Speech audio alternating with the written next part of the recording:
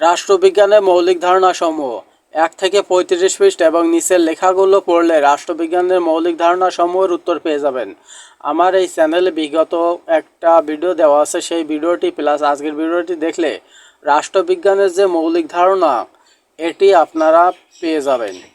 রাষ্ট্রবিজ্ঞানের প্রকৃতি সাধারণত যে ধারণা, কনসেপ্ট বা উদ্দেশ্য এবং পদ্ধতির বিষয়টি আলোচনার সূচি ও বিষয়বস্তু নির্ধারণ করে তাই হচ্ছে উক্ত বিষয়ের প্রকৃতি। বস্তুত প্রকৃতি যে কোনো বস্তুর মৌলিক গুণাবলী বা চরিত্র। রাষ্ট্রবিজ্ঞানের প্রকৃতি নির্ণয় করা খুব কঠিন ব্যাপার। রাজনৈতিক দল, চাপ সৃষ্টিকারী গোষ্ঠী, নির্বাচক মণ্ডলী প্রভৃতি কার্যকলাপ স্পষ্টত রাজনৈতিক হলেও রাজনীতি এরূপ কাজের ভিতর সীমাবদ্ধ থাকে না। এরিস্টটলের মতে একটি সুসংগঠিত স্বয়ংসম্পূর্ণ নগর রাষ্ট্রের উত্তম জীবনযাপনের সঙ্গে সম্পর্কিত সকল বিষয় রাজনীতির অন্তর্ভুক্ত। রাষ্ট্রবিজ্ঞান মূলত সামাজিক বিজ্ঞানের একটি গুরুত্বপূর্ণ শাখা। রাষ্ট্রবিজ্ঞান হচ্ছে সামাজিক বিজ্ঞানের একটি শাখা। সামাজিক বিজ্ঞান হচ্ছে সমাজ বিষয়ক বিজ্ঞান। সমাজের গুরুত্বপূর্ণ প্রতিষ্ঠান হচ্ছে রাষ্ট্র। সুতরাং রাষ্ট্রবিজ্ঞানের মূল প্রতিপাদ্য রাষ্ট্র অস্তিত্ব ও সক্রিয়তা ব্যতীত সামাজিক বিজ্ঞানের অন্য কোনো শাখায় পরিপুষ্ট বিকাশ লাভ করতে পারে না। রাষ্ট্রবিজ্ঞানের প্রকৃতি হল রাজনৈতিক সংগঠন ও কর্মকাণ্ডের সুশৃঙ্খল পর্যালোচনা করা। রাষ্ট্রবিজ্ঞান প্রাকৃতিক বিজ্ঞানের মতো জড়বস্তু নিয়ে আলোচনা করে না। এর মূল প্রতিপাদ্য বিষয় হচ্ছে মানুষ।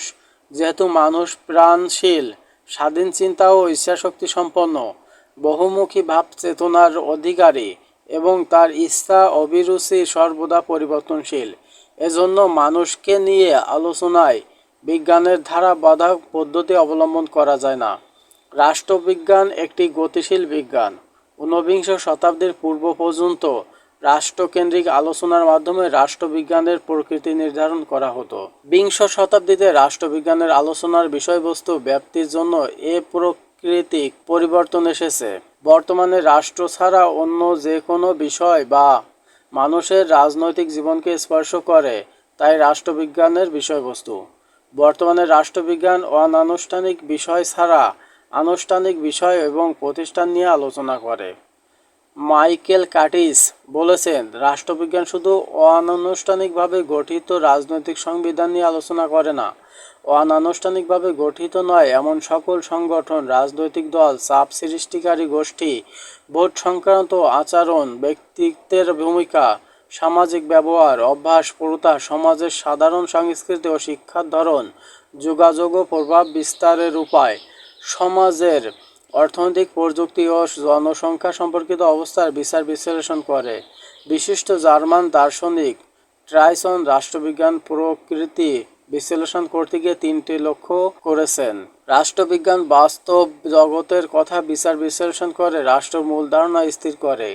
রাজনৈতিক জীবনধারায় জনগণ কী বেছে নিয়েছে, কী সৃষ্টি ও অর্জন করেছেন এবং কিভাবে তারা এ সকল কাজ সম্পাদন করে রাষ্ট্রবিজ্ঞান ঐতিহাসিক দৃষ্টিকোণ থেকে বিচার করে। এ পদ্ধতিতে রাষ্ট্রবিজ্ঞান ঐতিহাসিক আইন ও নৈতিক নির্দেশনা স্থির করে। রাষ্ট্রবিজ্ঞানের বিষয়বস্তু বা পরিধি। রাষ্ট্রবিজ্ঞানের পরিধি অত্যন্ত ব্যাপক ও বিস্তৃত। প্রাথমিকভাবে রাষ্ট্রই রাষ্ট্রবিজ্ঞানের প্রধান আলোচনার বিষয়।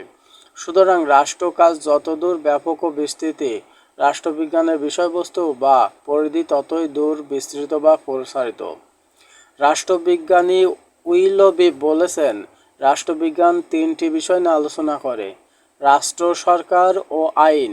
এর সঙ্গে আরও 2টি বিষয় বলেছেন। স্বাধীনতা ও সার্বভৌমত্ব হচ্ছে রাষ্ট্রবিজ্ঞানের মূল আলোচনার বিষয়। অধ্যাপক গিলক্রিস্ট, গেটেল, পল জনে লস্কি প্রমুখ চিন্তাবিদদের মতে রাষ্ট্র ও সরকার উভয়ই রাষ্ট্রবিজ্ঞানের আলোচনা করে। অধ্যাপক গিলক্রাইস্ট এর মতে রাষ্ট্রবিজ্ঞান হচ্ছে রাষ্ট্র ও সরকার নিয়ে আলোচনা করে। রাষ্ট্রবিজ্ঞানের সংজ্ঞাগুলো যোগ করে দিতে পারেন, মানে এই সঙ্গে আপনারা রাষ্ট্রবিজ্ঞানের যে সংজ্ঞা আছে সেই সংজ্ঞাগুলোও এর সঙ্গে দিয়ে দিতে পারবেন। রাষ্ট্রবিজ্ঞানের পরিধি ও বিষয়বস্তুকে যে ভাগে বিভক্ত করা হয় তা নিম্নে আলোচনা করা হলো। রাষ্ট্র সংক্রান্ত আলোচনা। রাষ্ট্রবিজ্ঞানের মূল আলোচনার বিষয় হচ্ছে রাষ্ট্র। অধ্যাপক গার্নার বলেছেন, রাষ্ট্র হচ্ছে মানুষের সমাজবদ্ধ জীবনের চরম অভিব্যক্তি। রাষ্ট্রকে কেন্দ্র করে মানুষের রাজনৈতিক জীবন আবর্তিত হয়। রাষ্ট্রবিজ্ঞান রাষ্ট্রের উৎপত্তি, প্রকৃতি, বিকাশ ও অগ্রগতিকে অনুধাবনের চেষ্টা করে। সরকার সংক্রান্ত আলোচনা। সরকার হলো রাষ্ট্রের রূপকার। সরকারের মাধ্যমে রাষ্ট্র তার লক্ষ্য উদ্দেশ্য বাস্তবে রূপান্তরিত করে। রাষ্ট্রচিন্তা বা দর্শন।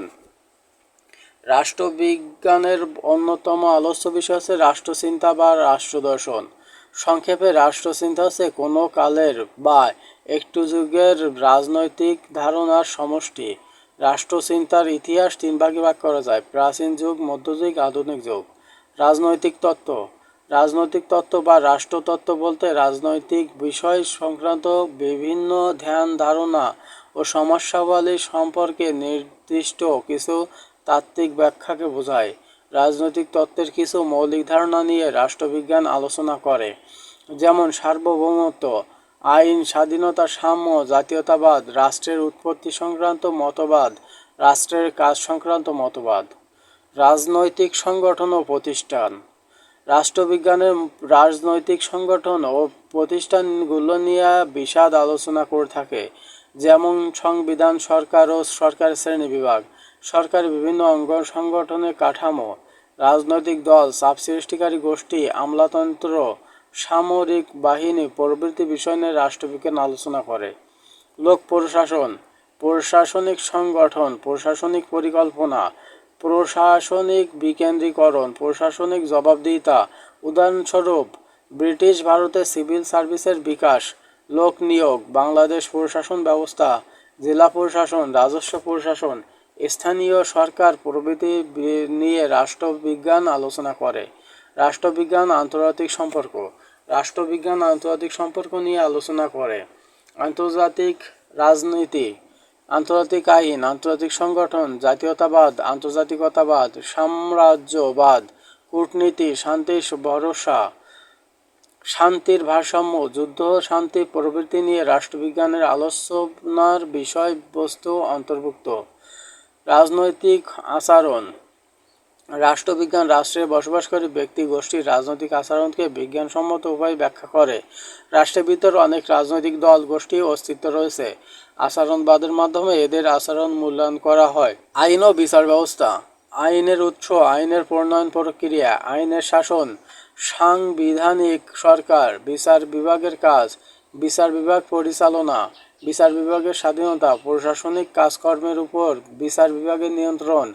রাষ্ট্রবিজ্ঞানের আলোচ্য বিষয়বস্তু। রাজনৈতিক মতবাদ।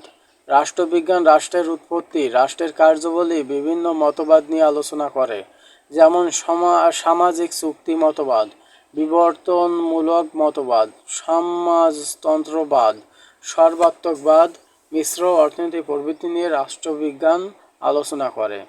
নাগরিকের অধিকার কর্তব্য। অধিকার সংজ্ঞা ও শ্রেণীবিভাগ। রাষ্ট্র কর্তৃক বিভিন্ন অধিকার, রাষ্ট্রের প্রতি নাগরিকের কর্তব্য সমূহ, অধিকার ও কর্তব্য সম্পর্কে রাষ্ট্রবিজ্ঞান আলোচনা করে। ক্ষমতা ও প্রতিযোগিতা। রাজনীতির মূল লক্ষ্য হচ্ছে ক্ষমতা। ক্ষমতা ও ক্ষমতার জন্য প্রতিদ্বন্দ্বিতামূলক।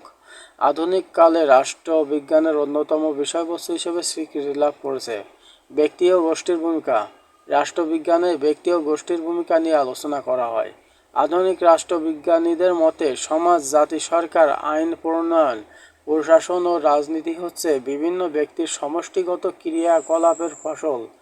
ব্যক্তি ও গোষ্ঠী ক্রিয়াকলাপ আলোচনা ও পর্যালোচনার মাধ্যমে রাজনৈতিক সিদ্ধান্ত গৃহীত হয়। রাজনৈতিক উন্নয়ন সংক্রান্ত বিষয়।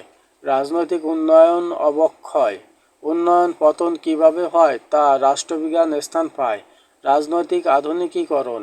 রাজনৈতিক অস্থিতিশীলতার কারণ, সামরিক বাহিনীর ভূমিকা নিয়ে রাষ্ট্রবিজ্ঞান আলোচনা করে।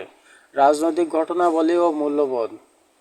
বিভিন্ন রাজনৈতিক ঘটনা ও মূল্যবোধ নিয়ে রাষ্ট্রবিজ্ঞান আলোচনা করে। নৈতিকতা, আদর্শ ও মূল্যবোধের মাধ্যমে রাষ্ট্রের উন্নতির জন্য কাজ করে থাকে। মানুষের নৈতিক সমস্যা নিয়ে রাষ্ট্রবিজ্ঞান আলোচনা করে থাকে। জাতীয় ও আন্তর্জাতিকতাবাদ সমস্যা। রাষ্ট্রবিজ্ঞান জাতীয় ও আন্তর্জাতিকতার সমস্যা নিয়ে ব্যাপক আলোচনা করে থাকে। রাষ্ট্রের সমস্যা রাষ্ট্রবিজ্ঞান আলোচনা বিষয়। মন্তব্য উপসংহার। অবশেষে বলা যায় যে রাষ্ট্রবিজ্ঞান একটি গতিশীল সামাজিক বিজ্ঞান। সময় ও যুগের সঙ্গে তাল মিলিয়ে রাষ্ট্রবিজ্ঞানের বিষয়বস্তু পরিধি প্রতিনিয়ত পরিবর্তিত ও পরিবর্ধিত হচ্ছে। বর্তমানে যা মানুষের রাজনীতির সঙ্গে জড়িত তার প্রতিটি বিষয় রাষ্ট্রবিজ্ঞানের আলোচনার বিষয়বস্তু। আপনারা এই ভিডিওটি দেখলে মোটামুটি রাষ্ট্রবিজ্ঞানের যে প্রকৃতি পরিধি এগুলো সম্পর্কে কিছুটা আইডিয়া পেয়ে যাবেন, এবং আইডিয়া পেয়ে গেলে আপনারা এই বিষয়টি যদি পরীক্ষা আসে তো আশা করি লিখতে পারবেন।